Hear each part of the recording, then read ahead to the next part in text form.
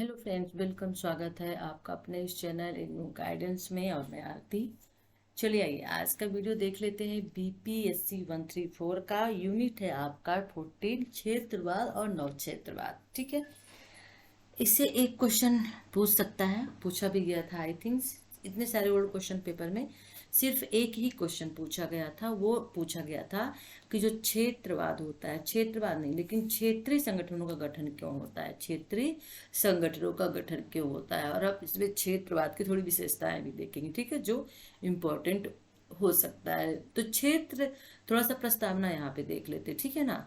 Okay right, तो इससे थोड़ा सा चीजें क्लियर हो जाती हैं प्रस्तावना को देखने से। चलिए यहाँ पर देख लेते हैं। देखिए, विश्व राजनीति के विश्व राजनीति में क्षेत्रवाद एक भौगोलिक क्षेत्र के देशों द्वारा सैन्य गतिविधि, राजनीतिक, आर्थिक और सामाजिक, सांस्कृतिक, वार्ता जैसे राज्य गतिविधि के विभिन्न क्षेत्रों में अधिक से अधिक सहयोग और समर्थन प्राप्त करने के प्रयास को संदर्भित करता है। ठीक है, ओके।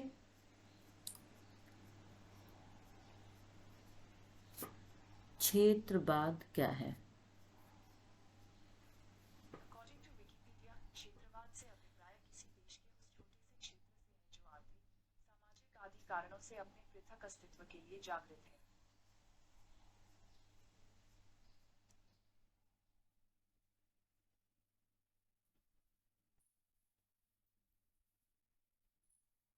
देखिए, यहाँ पर हम कह सकते हैं कि विश्व की राजनीति में क्षेत्रवाद को आप एक भौगोलिक क्षेत्र भी कह सकते हैं, क्योंकि क्षेत्र का मतलब यहाँ पे एरिया से है। ठीक है ना, एक ऐसा एरिया जहाँ पे किसी देश का, जिसे हम राष्ट्र, देश या राज्य बोलते हैं, एक भौगोलिक निर्धारण होता है। ठीक है ना, एक निश्चित सीमा होती है कि यहाँ तक इस देश या इस राज्य का अधिकार है। ठीक है ना, तो समझ गए क्षेत्रवाद क्या होता है। भौगोलिक क्षेत्र होता है जो एक किसी देश की, किसी राज्य की सीमा निश्चित करता है। अब इस भौगोलिक क्षेत्र के जो देश द्वारा जो सैन्य गतिविधि होती है, जैसे देखिए हमारा भारत और पाकिस्तान के, जो भारत की लास्ट सीमा है, वहां तक भी सैनिकों को रखा जाता है, ताकि जो दूसरे देश है, चाहे चीन की तरफ हो, चाहे पाकिस्तान हो, चाहे श्रीलंका हो, जो पड़ोसी देश है, उनकी हम अपने लास्ट सीमा तक जो है सैनिकों को रखते हैं। ठीक है ना, क्योंकि वो जो दुश्मन है वो हमारे ऊपर अटैक ना कर सके। तो सैन्य गतिविधि हो गया। फिर राजनीतिक, पॉलिटिक्स भी इसमें चलती है। ठीक है, आर्थिक, सामाजिक, क्योंकि हम विश्व राजनीति के अंतर्गत देख रहे हैं। ठीक है ना, जैसे चाइना और किसका, चाइना पाकिस्तान का क्षेत्र के रूप में हमेशा हमारे भारत के साथ ये लोग झगड़ा करते रहते हैं। ठीक है ना, तो ये क्या हुआ गया, यही क्षेत्रवाद कहलाता है। ठीक है, तो राजनीतिक, आर्थिक और सामाजिक, सांस्कृतिक वार्ता जैसे, यानी इनके बीच में एक संवाद होता है और राज गतिविधि के विभिन्न क्षेत्रों में अधिक से अधिक सहयोग और समर्थन प्राप्त करने के प्रयास को संदर्भित करता है। तो यहाँ पे हम कह सकते हैं क्षेत्रवाद से अभिप्राय किसी देश के उस छोटे से क्षेत्र से होता है। ठीक है, जो आर्थिक, सामाजिक आदि कारणों से, आप यहाँ पे जोड़ सकते हैं कि क्षेत्रवाद से अभिप्राय किसी देश के उस छोटे क्षेत्र से और किसी उस छोटे भौगोलिक क्षेत्र से होता है जो देश की राजनीतिक, आर्थिक, सामाजिक, सांस्कृतिक आदि कारकों से या कारणों से अपने पृथक अस्तित्व के लिए जाना जाता है। ठीक है, क्योंकि हर एक देश को अलग मान्यता तभी मिलती है किसके कारण, उसके क्षेत्र विशेष के कारण, यानी उसके भौगोलिक स्थिति के कारण। ठीक है, हमारे देश की भौगोलिक स्थिति बहुत ज्यादा है, बहुत बड़ा विशाल देश है। रूस बहुत विशाल देश है, तो उसकी भौगोलिक स्थिति बहुत ज्यादा है, उसका क्षेत्रवाद जो, क्षेत्रफल जो है बहुत ज्यादा है। ठीक है ना, राइट, समझ में आ गया ना। तो यहाँ पर हम क्षेत्र या भूगोल, या क्षेत्रवाद की जगह भौगोलिक क्षेत्र आता है, तब भी आप यही आंसर लिखेंगे। तो भूगोल के प्रति अधिक प्रयत्न जब हम करते हैं, आर्थिक, राजनीतिक अधिकारों की चाह रखते हैं कि भावना को क्षेत्रवाद कहा जाता है। ठीक है, ओके राइट। तो इतना क्लियर हो गया ना कि विश्व राजनीति में क्षेत्रवाद एक भौगोलिक क्षेत्र है जहां देशों के द्वारा सैन्य गतिविधि, यानी सैन्य की गतिविधियां होती हैं, राजनीतिक, आर्थिक और सामाजिक, सांस्कृतिक विभिन्न क्षेत्रों में अधिक से अधिक सहयोग और समर्थन प्राप्त करना। ठीक है ना, क्योंकि यहाँ पर आप अंतरराष्ट्रीय स्तर पे पढ़ रहे हैं, तो अंतरराष्ट्रीय स्तर का मतलब ही होता है कि यहाँ पर एक ऐसा संगठन है जो दोनों देश के बीचों के, जो दोनों देश के बीच में क्षेत्र का एक वाद विवाद होता है उसको सुलझाता है। ठीक है, तो सहयोग और समर्थन प्राप्त करना। तो कभी कभी क्षेत्रीय संगठनों की स्थापना की मांग के रूप में इस तरह के सहयोग की आवश्यकता धीरे धीरे प्रकट होने लगती है कि एक ऐसा क्षेत्रीय संगठन हो जो सहयोग कर सके दो देशों के भौगोलिक क्षेत्र के रूप में, अगर कुछ ऐसा होता है तो। ठीक है, चलिए अब यहाँ पर देख लेते हैं। जब एक इस प्रकार की भावना बाहरी बनाम भीतरी, हमारी और दूसरे देश की। तो बाहरी दूसरा देश हो गया, भीतरी हमारा हो गया, है ना। अधिक संकीर्ण रूप धारण करने लगती है तो यह क्षेत्र बनाम राष्ट्र हो जाता है, तो जो किसी भी देश की एकता और अखंडता के लिए सबसे बड़ा खतरा पैदा कर सकता है। तो भारत हमारा देश है, जैसे मान लीजिए भारत जो है वो दुनिया के कई देशों में क्षेत्रवाद की मानसिकता को लेकर वहाँ के निवासी स्वयं को विशिष्ट मानते हैं, ठीक है ना। चलिए, तो अब यहाँ पे देख लेते हैं। और अन्य राज्यों व लोगों से अधिक अधिकारों की मांग करते हैं, आंदोलन करते हैं तथा सरकार पर अपनी मांगे मनवाने के लिए दबाव भी डालते हैं। तो ये क्षेत्रवाद कहलाता है, ठीक है। चलिए, अब यहाँ पर हम थोड़ा सा देख लेते हैं, सॉरी, कि इस घटना को क्षेत्रीय एकीकरण के रूप में जाना जाता है। तो इस प्रकार क्षेत्रवाद अक्सर एक विशेष क्षेत्र में राज्यों के बीच क्षेत्रीय एकीकरण और सहयोग की ओर अग्रसर होता है। लोगों में कोई प्रॉब्लम्स होती है क्षेत्रवाद को लेकर तो उसमें सहयोग किया जाता है। 1990 के दशक के बाद से अधिक जोर दिया गया और इस संदर्भ में विचार करने का अगला महत्वपूर्ण यह है कि क्या क्षेत्रवाद एक प्रक्रिया या शर्त है। जो क्षेत्रवाद है क्या एक प्रक्रिया या शर्त है। इस तरह के क्षेत्रवाद एक प्रक्रिया और एक शर्त दोनों को दर्शाता है, ठीक है ना। तो हो सकता है कि एक क्वेश्चन इससे भी आपसे पूछ सकता है कि क्षेत्रवाद एक प्रक्रिया है और एक शर्त है, दोनों को दर्शाता है, आप इसको क्या करिए, समझाइए, एक्सप्लेन कीजिए, ठीक है। तो ये विचारों और भावनाओं के दायरे में एक स्थित होता है और जब एक क्षेत्र से संबंधित देश आत्मीयता की भावना साझा करते हैं और ऐतिहासिक अनुभवों, ठीक है ना, जैसे अफ्रीका में उपनिवेशवाद, आर्थिक परिस्थितियां, लैटिन अमेरिका में आर्थिक अविकसितता जैसे साझा गुणों के आधार पर संबंधित होते, तो भौगोलिक समीप, सांस्कृतिक समानता, ठीक है ना, आदिवासी भाषाई संबंध या प्रमुख एक शक्ति के खतरे की साझा धारणा है। तो यहाँ कुछ ऐसी स्थितियां हैं जो क्षेत्रीय संगठन के निर्माण के लिए अग्रणी क्षेत्रीय आत्मीयता और भावना को प्रोत्साहित करती है। तो क्षेत्रीयता को एक प्रक्रिया के रूप में भी समझा जा सकता है और जब किसी क्षेत्र में कुछ प्रयासों को निकट सहयोग एकीकरण के कारण को आगे बढ़ाने के लिए सदस्यों के बीच व्यक्त संपन्नताओं को काम में लाने और समेकित करने के लिए प्रेरित किया जाता है, ठीक है ना। तो अब यहाँ पर थोड़ा सा देख लेते हैं, ठीक है। तो यहाँ पे हम देख सकते हैं, आप यहाँ पे कह सकते हैं कि आयात प्रतिस्थापन औद्योगिकरण के विकास के मॉडल को लैटिन अमेरिका ने 1950 में पालन किया था, ठीक है, और जिसे सभी देशों को आर्थिक एकीकरण के करीब जाने के लिए आश्वस्त किया गया। इसलिए एक घटना के रूप में क्षेत्रवाद एक शर्त और प्रक्रिया दोनों को दर्शाता है, दोनों सहयोग संबंध के बंधन बनाने के लिए अग्रणी है। तो क्वेश्चन यदि आपका आता है क्षेत्रवाद से एक शर्त और प्रक्रिया है, दोनों है, कैसे समझाइए, तो आपको यही फिर लिखना होगा, ठीक है, राइट। अब यहाँ पर थोड़ा सा हम और देख लेते हैं क्षेत्रवाद से, ठीक है। अपने क्षेत्र को एक निश्चित आकार देने के लिए, उसको बचा के रखने के लिए, ठीक है, यहाँ पर जो विशेष क्षेत्र होते हैं राज्यों के बीच, इनके बीच में क्या होता है, एकीकरण और सहयोग होता है, ठीक है ना। तो क्षेत्रीय एकीकरण के रूप में भी यह जाना जाता है, राइट, क्योंकि कभी कभी क्षेत्रीय संगठनों की स्थापना की भी मांग उठने लगती है इसमें, और यहाँ पर उन संगठन से सहयोग की आवश्यकता होती है, सहयोग की मांग होती है, ठीक है। देखिए, क्षेत्रवाद से अभिप्राय किसी देश के उस छोटे से क्षेत्र से है जो आर्थिक, सामाजिक आदि कारणों से अपने पृथक अस्तित्व के लिए यानी अपनी अलग पहचान के लिए जाना जाता है, ठीक है। क्षेत्रवाद यही कहलाता है। अच्छा, जनरली क्षेत्रवाद जो होता है वो बाहरी भी होता है और आंतरिक भी होता है, दो तरह का होता है। बाहरी होता है कि जब कोई बाहरी राष्ट्र आपके ऊपर आक्रमण करे, आपके राष्ट्र के ऊपर आक्रमण करे, ठीक है ना, किसी स्पेशल क्षेत्र जगह के लिए।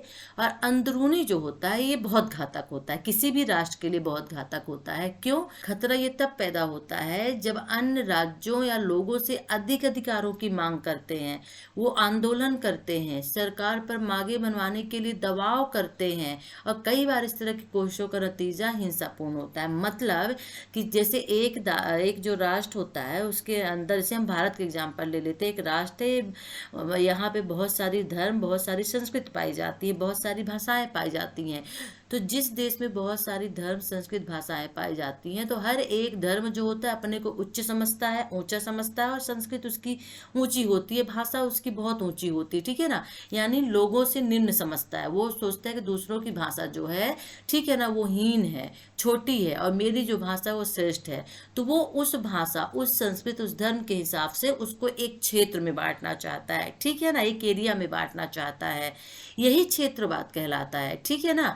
तो अगर इसमें देखिए हमने कहा ना कि हमने इसमें भौगोलिक, सांस्कृतिक, आर्थिक, राजनीतिक सभी चीज हमने देखा, ठीक है ना। भौगोलिक और सांस्कृतिक कारक कैसे हो सकते हैं, तो भाषा और संस्कृति भी क्षेत्रवाद की भावनाओं को उत्पन्न करने में सहयोग देते हैं। भारत के विभिन्न प्रांतों क्षेत्रों की अपनी अपनी भाषा है और इस भाषा को अधिक श्रेष्ठ मानते हैं और अन्य भाषाओं को हीन मान लेते हैं, ठीक है ना। इसी तरह से आर्थिक विकास कार्यक्रम भी कुछ इस तरह से चला कि कुछ क्षेत्र बहुत अधिक विकसित हो गए और कुछ क्षेत्र पिछड़े रह गए, और पिछड़े क्षेत्रों में उपजा असंतोष भी क्षेत्रवाद का कारण बन जाता है, ठीक है ना।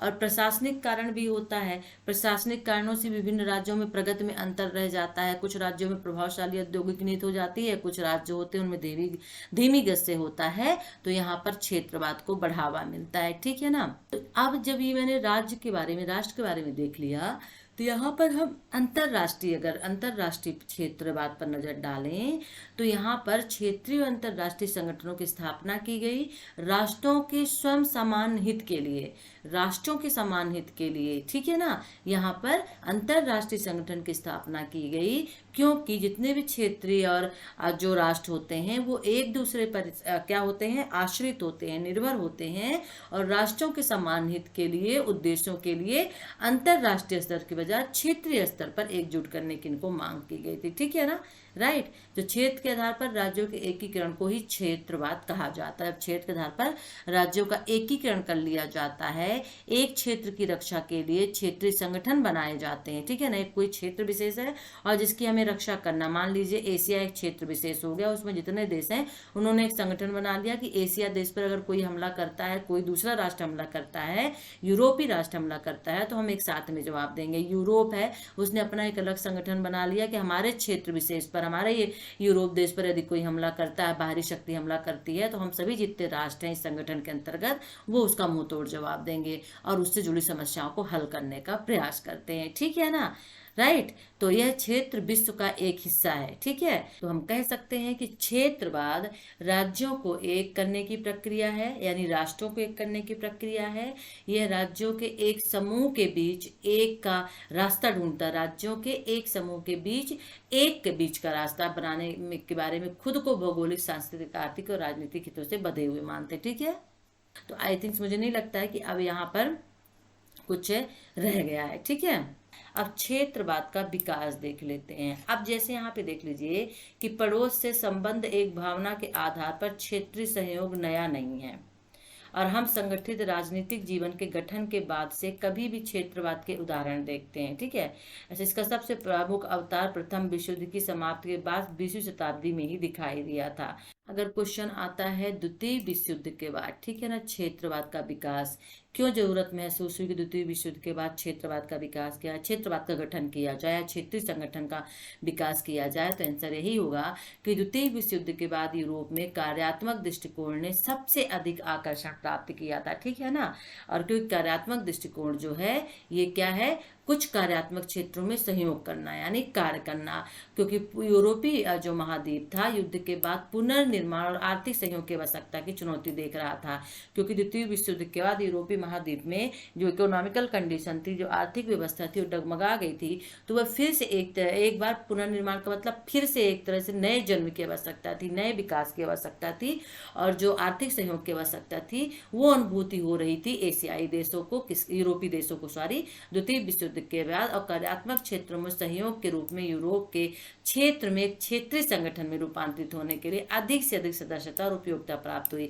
तो यहाँ पर कार्यात्मक जो क्षेत्र थे, जो क्षेत्र कार्य कर रहे थे, कार्यात्मक क्षेत्र का यहाँ पे मतलब होता है कि जब दो राष्ट्र क्षेत्र आपस में संबंध स्थापित कर लेते हैं और एक दूसरे के ऊपर क्या रहते हैं, डिपेंड रहते हैं, निर्भर हो जाते हैं, एक दूसरे की सहायता लेते हैं, कार्यात्मक क्षेत्र हो जाता है। तो यहाँ पर कार्यात्मक क्षेत्रों के सहयोग से सहयोग के रूप में यूरोप के क्षेत्र में एक क्षेत्रीय संगठन में रूपांतरित होने लगा और अधिक से अधिक सदस्यता और उपयोगिता प्राप्त। तो इसकी शुरुआत क्षेत्रीय यूरोपीय आर्थिक समुदाय में यूरोपीय कोयला और इस्पात समुदाय के गठन के साथ हुई। अब देखिए द्वितीय विश्व युद्ध के बाद क्या हुआ कि औद्योगिक जो औद्योगिक विकास था वो बिल्कुल धराशायी हो गया था, एक तरह से पतन हो गया था। तो फिर से औद्योगिक विकास करना था, आर्थिक स्थिति को सुधारना था। तो यहाँ पर क्षेत्रीय यूरोपीय आर्थिक समुदाय में यूरोपीय कोयला और इस्पात समुदाय के गठन के साथ हुई, ठीक है ना। ये क्षेत्रीय ही संगठन कहलाता है, ठीक है। और 1960 के दशक के दौरान आर्थिक और व्यापार सांचे में राजनीतिक सहयोग जो है यूरोप की विशिष्ट आवश्यकताओं के लिए कार्यात्मक दृष्टिकोण को ढालने का एक जोरदार प्रयास किया गया। किसके माध्यम से? औद्योगिक क्रांति के माध्यम से, औद्योगिक ढांचे के माध्यम से, जहां पे कोयला और इस्पात समुदाय के एक गठन किया गया, ठीक है। और राजनीति में सहयोग देने के लिए उनकी जो यूरोप की विशिष्ट आवश्यकताएं थी, महत्वपूर्ण आवश्यकताएं थी, कौन सी महत्वपूर्ण आवश्यकताएं थी? आर्थिक सहयोग, आर्थिक चीज को बढ़ाने के लिए, ठीक है। आर्थिक चीजें तभी बढ़ सकती हैं जब यहाँ पर औद्योगिकरण किया जाए। औद्योगिकरण कोयला और इस्पात समुदाय के माध्यम से हो सकता था। तो उन्होंने कार्यात्मक दृष्टिकोण को ढालने का एक जोरदार प्रयास किया। तो ये क्षेत्रवाद कहलाता है। मतलब अपने क्षेत्र के या भौगोलिक क्षेत्र के राजनीतिक, आर्थिक और सांस्कृतिक गतिविधियों को क्या करना? प्रसार करना, बचा के रखना हो। चलिए अब यहाँ पे दूसरा क्वेश्चन एक पूछ सकता है, क्षेत्रीय संगठन का विकास कब हुआ, सॉरी स्थापना कब हुई, ठीक है ना।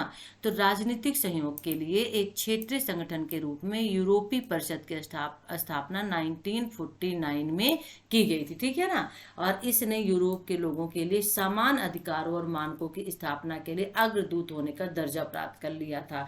यानी कि द्वितीय विश्व युद्ध के बाद, द्वितीय विश्व से क्वेश्चन पूछता है, क्षेत्रीय संगठन से पूछता है, केवल क्षेत्रीय संगठन से पूछता है, उसके विकास से पूछता है, उद्देश्य से पूछता है, स्थापना क्यों की गई यदि पूछता है तो आपको आंसर यही सब लिखने पड़ेंगे।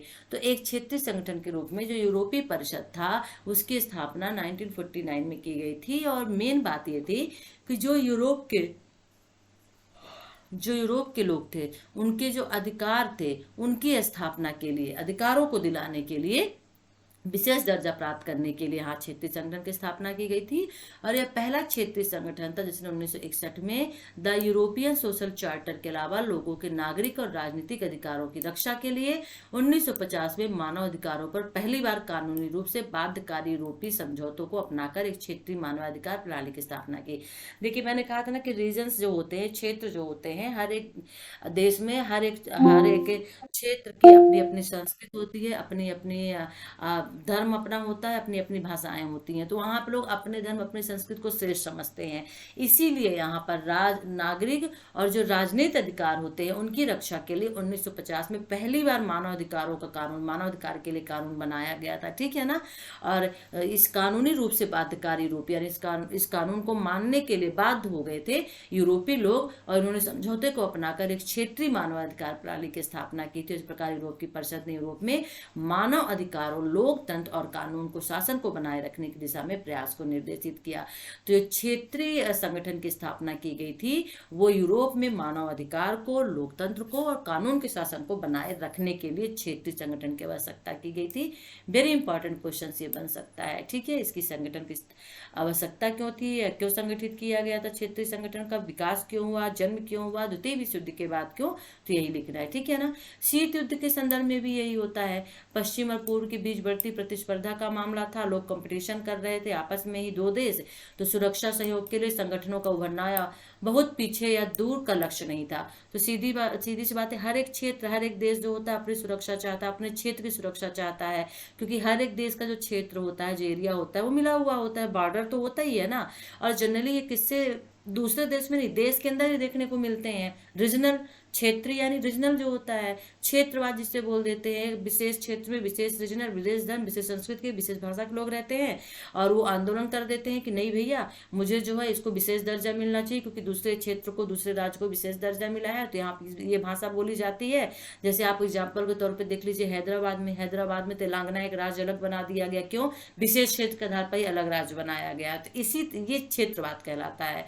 तो नाटो और वर्षा संधि के रूप में पहुंचे और व्यापक ढांचा बना रहे जिनके भीतर यूरोप का सुरक्षा और सहयोग संरक्षण विकसित था। तो यूरोप की सुरक्षा और सहयोग संरक्षण के लिए यहाँ पर नाटो और वर्षा संधि हुई थी, ठीक है ना, शीत युद्ध के टाइम में। ये क्षेत्रीय संगठन ही था। आर्थिक, राजनीतिक और सुरक्षा क्षेत्रों में क्षेत्रीय संगठन के संदर्भ में यूरोप के घटनाक्रमों ने दुनिया के अन्य क्षेत्रों में इसी प्रकार के लक्ष्यों का प्रतिनिधित्व करने वाले समान संगठनों के लिए साझा प्रदान किया। तो जब यूरोप में इस तरह का एक क्षेत्रीय संगठन विकसित हुआ, चाहे वो आर्थिक या राजनीतिक क्षेत्र में हो, आर्थिक और राजनीतिक में सुरक्षा देने के लिए हो, तो दुनिया में और लोगों को लगने लगा कि नहीं, जो हम लोगों ने संगठन बनाया है, ठीक है ना, वो सही था। और यहाँ पर यूरोप में बनाया गया क्षेत्रीय संगठन एक मॉडल के रूप में दुनिया के सामने आया, ठीक है। चलिए अब आगे देख लेते हैं इसमें इम्पोर्टेंट क्या हो सकता है। ठीक है, देखिए क्षेत्रीय आकांक्षाओं, ठीक है, के प्रतीक है और क्षेत्रीयता के साझा लक्ष्य को बनाए रखा। ठीक है ना।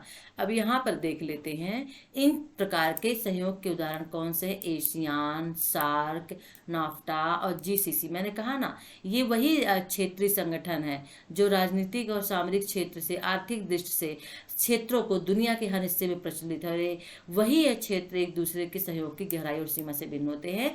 तो ये ऐसे देश बनाए जाते हैं जो अपने, जैसे एशियान हो गया तो एशिया के लिए हो गया। एशिया के अंदर कोई दूसरा देश बाहर, कोई बाहरी देश यदि आक्रमण करता है, यूरोप वगैरह के देश आक्रमण करते हैं, तो जितने भी एशियान के अंतर्गत सदस्य होंगे, देश होंगे, वो सब उसका डट के मुकाबला करेंगे।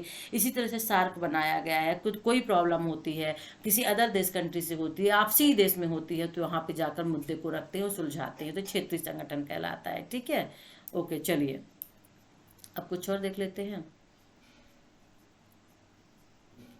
क्षेत्रीय और क्षेत्रवाद और क्षेत्रीय संगठनों के विकास का पता लगाएं। जो अभी कुछ पढ़ के आए हैं यही है। ठीक है ना, ये होता है क्या, क्षेत्रीय संगठन। ठीक है, तो क्षेत्रीय संगठन हम कह सकते हैं कि संयुक्त राष्ट्र की विफलता का प्रतीक है। ठीक है ना, क्योंकि जो संयुक्त राष्ट्र था, यूएनएस जिसको बनाया गया, वो विफल हो गया था। उसके जो उद्देश्य रखे गए थे वो पूर्ण नहीं हो पाए थे। और इसलिए यहाँ पर संयुक्त राष्ट्र ने राष्ट्रों को अपनी सुरक्षा की गारंटी नहीं दी थी, और इसलिए उन्होंने कई सैन्य संगठन बनाए और राज्यों की सुरक्षा की गारंटी देने में संयुक्त राष्ट्र की विफलता के कारण हुआ। तो यहाँ पर राज्यों की सैन्य संगठन की गारंटी दी जाती है, क्षेत्रीय संगठनों का दायरा सीमित होता है। ठीक है ना, और जब जिस चीज का दायरा सीमित होता है, तो क्षेत्रीय संगठनों की स्थापना से संयुक्त राष्ट्र को मजबूती मिलेगी। यहाँ पे क्षेत्रवाद की विशेषताएं हैं, तो यहाँ पे टॉपिक वगैरह में तो कुछ नहीं दी है। जैसे यहाँ पे दिया पहला, दूसरा, फिर तीसरा, प्रारंभिक अर्थों में क्षेत्रवाद मुक्त व्यापार क्षेत्र से आम बाजार, आम बाजार से आर्थिक समुदाय से आर्थिक क्षेत्र तक, ये नहीं समझ पाएंगे। मैं आपको एक काम करती हूँ, इसको मैं ना आपको अपने लैंग्वेज में समझा देती हूँ, क्योंकि अभी इतना हमने पढ़ा तो उसमें हम सेलेक्ट तो कर ही सकते हैं कि क्षेत्रवाद की विशेषताएं क्या कहलाती हैं। ठीक है ना, तो चलिए इसको ना मैं आपको अपनी लैंग्वेज में समझाती हूँ कि क्षेत्रवाद की विशेषताएं क्या कहलाती हैं।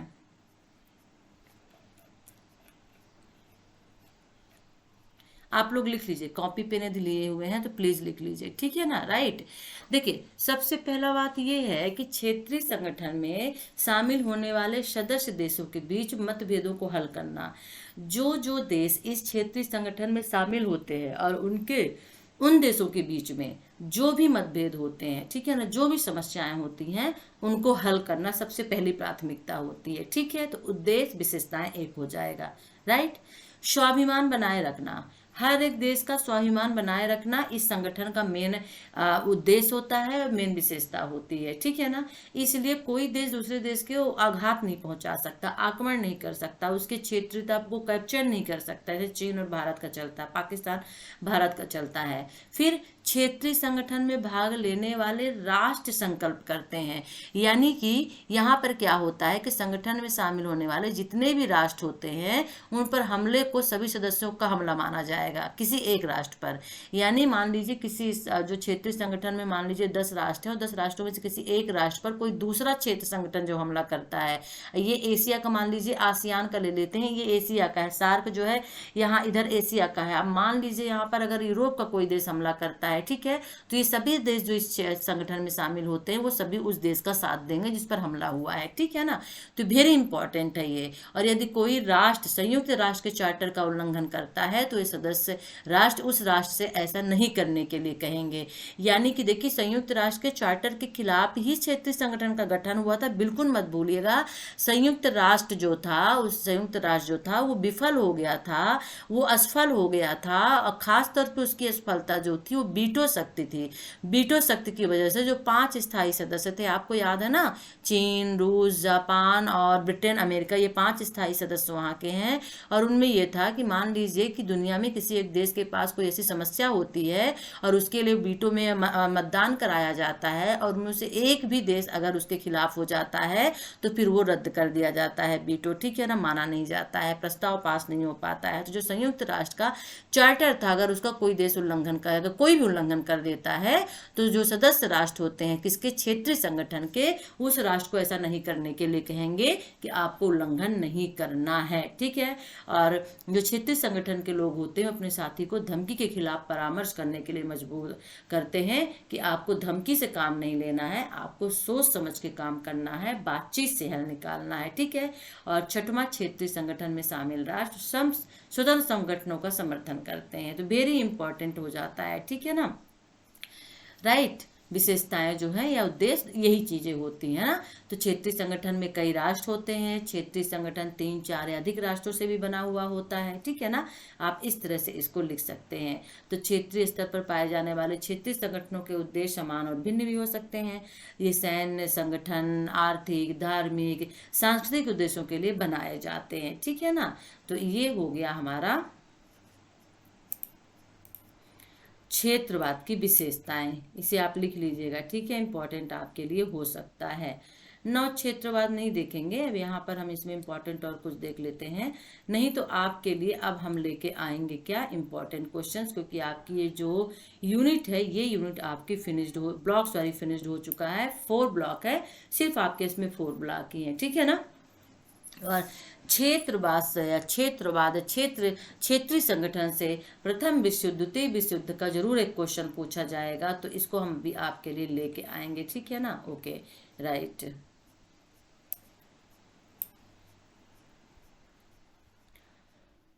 ओके, तो वीडियो को लाइक कर दीजिए, शेयर कर दीजिए, चैनल को सब्सक्राइब कर लीजिए नहीं किया है तो, ठीक है ना। अब हम वेरी इंपॉर्टेंट क्वेश्चंस आपके लिए लेके आएंगे जहां पे हमारी सोच होगी, हमारी समझ होगी और इग्नो गाइडेंस को लगेगा कि ये क्वेश्चन आपके लिए इंपॉर्टेंट हो सकते हैं, ठीक है। तो वेट करिएगा वीडियो का। Take care, bye, have a good day.